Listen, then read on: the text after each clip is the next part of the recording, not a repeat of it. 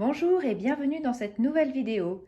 Je suis Géraldine du blog Petit Homme d'Affaires et aujourd'hui je vais vous parler de quelques ouvrages qui ont été écrits par un Canadien du nom de David Descoteaux et qui est le seul que je connaisse pour l'instant en langue française à écrire des petites histoires pour les enfants autour de l'économie et des finances. Donc voilà celui qui s'appelle Les Bananiers Magiques et que je vais ensuite vous lire. Là, vous avez Noah et les Piratouks, Patates chaudes, Opération éléphant et une version légèrement revisitée de la petite poule rousse. Donc la petite poule rousse, vous avez toujours au dos du livre expliqué un peu de quoi il s'agit. Donc là, c'est un livre sur l'entraide, le mérite et les incitations. Opération éléphant, c'est un livre sur l'échange et la coopération. Patates chaudes parle de la loi de l'offre et de la demande. Noah et les Piratouks est un livre sur les choix et le coût d'opportunité. Et Les Bananiers Magiques, c'est un livre sur le pouvoir de l'épargne et des intérêts composés. Et c'est celui-ci que je vous propose de découvrir aujourd'hui. Je vais donc vous le lire. Les Bananiers Magiques de David Descoteaux.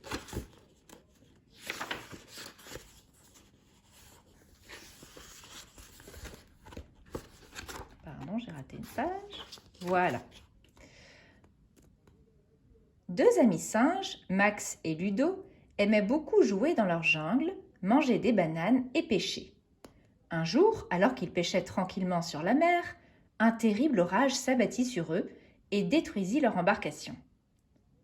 Les deux singes se retrouvèrent échoués sur une île déserte. Ils se mirent alors à chercher chaque jour de la nourriture et un moyen de quitter l'île pour rejoindre leur jungle. Un jour, les deux singes découvrirent une vieille lampe. Ils la frottèrent et un génie en sortit.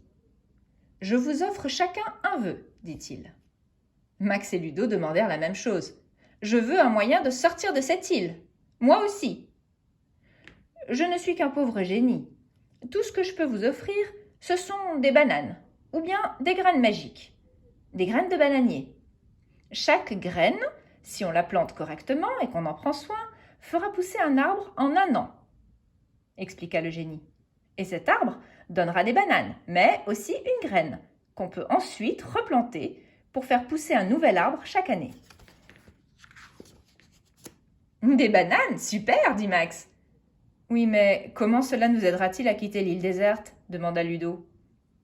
Le génie répondit. « Lorsque vous aurez 100 arbres dans votre champ, vous pourrez les couper, ainsi que les feuilles, et vous fabriquer un radeau. Celui-ci sera assez solide pour permettre à une personne de traverser la mer et rejoindre la jungle. Mais attention, ajouta-t-il, le total de bananes et de graines que je vous donnerai ne doit pas dépasser 10. Vous devez donc choisir combien vous voulez de chacune. » Planter les graines, arroser l'arbre et s'en occuper exigeait un certain effort et du temps. C'est pourquoi Max décida de prendre seulement 2 graines et 8 bananes. De cette façon, il aurait du temps pour manger les délicieux fruits et jouer. Ludo, lui, se rappela les paroles du génie. Chaque arbre donnera une graine qu'on peut replanter pour faire pousser un nouvel arbre chaque année. Si je travaille fort et que je plante 10 arbres tout de suite, se dit-il, j'aurai plus de graines pour en replanter l'année prochaine. Il décida donc de prendre 10 graines et se mit aussitôt au travail pour les planter. La première année, pendant que Max mangeait des bananes, jouait et s'occupait de ses 2 arbres, Ludo travailla très fort. Il eut peu de temps pour s'amuser et se contenta de grignoter des plantes et des graines qu'il trouvait ici et là sur l'île. À la fin de la première année, Max avait 2 beaux bananiers qui donnèrent 2 graines. Il les replanta, puis il continua à manger des bananes, jouer et s'occuper de faire pousser ses 2 nouveaux arbres. Ludo, lui, était épuisé, mais heureux de voir 10 arbres remplis de bananes dans son champ qui lui donnèrent 10 nouvelles graines à planter. Il avait envie de s'amuser comme Max et de se reposer, mais il se dit Je vais encore travailler fort maintenant. De cette façon, je pourrai en profiter plus tard.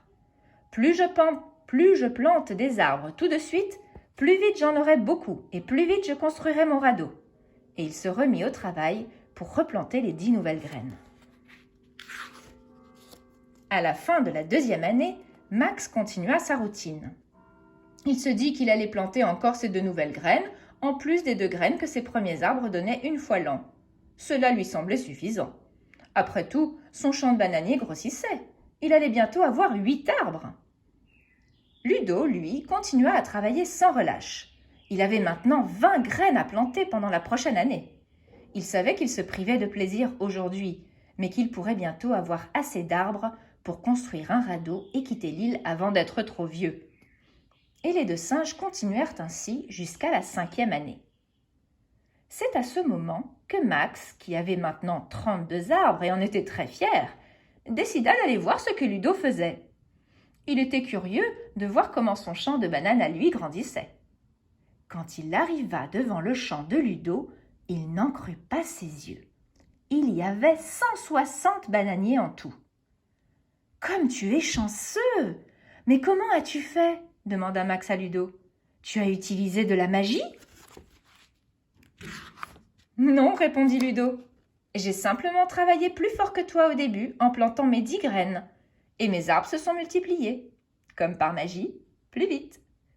Aujourd'hui, c'est comme si les arbres travaillaient pour moi. Ils me donnent tellement de graines chaque année que mon champ de bananiers grossit tout seul. » En voyant Ludo commencer à couper ses arbres pour construire son radeau, car le génie avait bien dit que cela nécessitait au moins 100 arbres, Max comprit qu'il aurait dû demander plus de graines au génie et travailler fort pour les planter dès la première année. Afin de profiter lui aussi de la magie qui opère quand on plante tôt ses graines. Il réalisa qu'au rythme où ses arbres poussaient, il lui faudrait attendre plusieurs années seul sur l'île pour pouvoir lui aussi avoir 100 arbres et construire un radeau pour rejoindre sa jungle. Max était vraiment découragé et regrettait de ne pas avoir planté plus de graines comme son ami, au lieu de se gaver de bananes. Ludo, qui se sentait mal d'abandonner son ami seul sur l'île, lui dit « Écoute, faisons un marché. Nous allons utiliser les quelques arbres de ton champ, les couper et construire un bateau plus gros. Je pourrai ainsi t'amener avec moi. En revanche, tu devras ramer et t'occuper du bateau pendant la longue traversée. Pendant que moi, je mangerai des bananes, je m'amuserai à pêcher et je me ferai bronzer.